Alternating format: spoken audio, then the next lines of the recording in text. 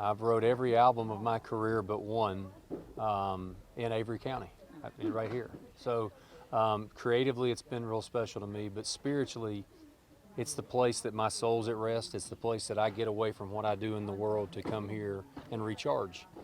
So it's the most special place in the world to me, the mountains of this area. And so, how hard was it to see? It was hard. I mean, like everybody, you see the place that you feel is home go through something like this. But I will echo what the governor said as well.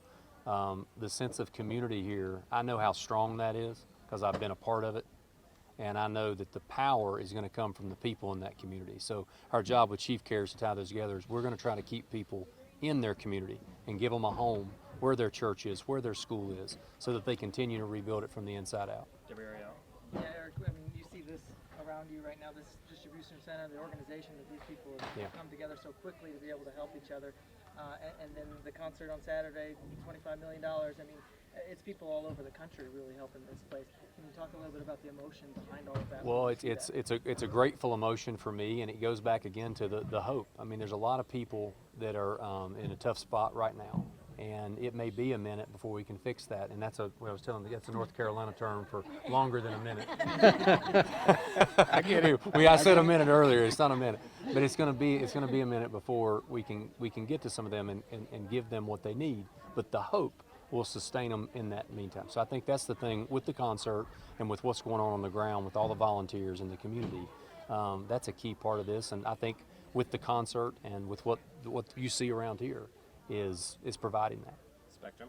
You've mentioned multiple times about keeping people in their communities, how important that is and everything. Critical. Especially in weeks, months, years to come from this. How important is it going to be, and how much are you going to try to keep bringing things here so that people do have that hope and it continues not just right now? As much as we can. Anytime a disaster happens, and this is not just in North Carolina, this is nationwide, we're pretty good at the 911 part. We show up and we help them immediately, right? The harder part is as other disasters happen and other things happen. And it's about keeping the focus on this community is not going to be rebuilt in a month or in a few months. It's going to take a while. The most powerful weapon in that is keeping the people who are going to rebuild that community in it. A lot of times what happens is people get displaced. They get moved to better infrastructure.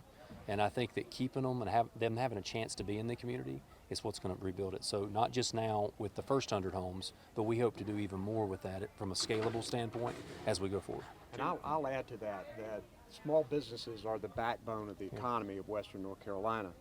And some of them are making decisions right now about whether they're going to repair and rebuild. One of the reasons that I issued an executive order upping the unemployment compensation from $350 a week to $600 a week to try to keep those employees of small businesses here in the area while those repairs and the reopenings are occurring. And I've asked the General Assembly to put in place a grant program for small businesses like we had during the pandemic. We've got several programs for them to get loans, but many of them are already paying off loans and may not make that decision here without having the employees and without a grant program. So we're hoping that the General Assembly will come back and help us institute that grant program to go to these small businesses because they are an integral part of the economy of Western North Carolina. Last two, USA Today. Can you, Mr. Church, tell us a little bit more in particular about what you did here today and what you saw? I toured around a little bit before I got here and just looked at some areas that are areas in the summertime that we go to, and went to my house here. It was in Banner Elk. It's about 10 minutes from here. We went there. We looked at some of the infrastructure stuff, and then we came here with the governor, talked to the local town officials, county officials, and talked about what's going on with the rebuild, what's needed, what they have, and how we can help. And then you have any details on how you might select who gets one of the homes? Great question. Not yet, but we're going to. There's a process there that we're gonna actually hire another firm to come in and do that. Wish we could do every home, but we're going to start with 100 and hopefully scale that beyond that.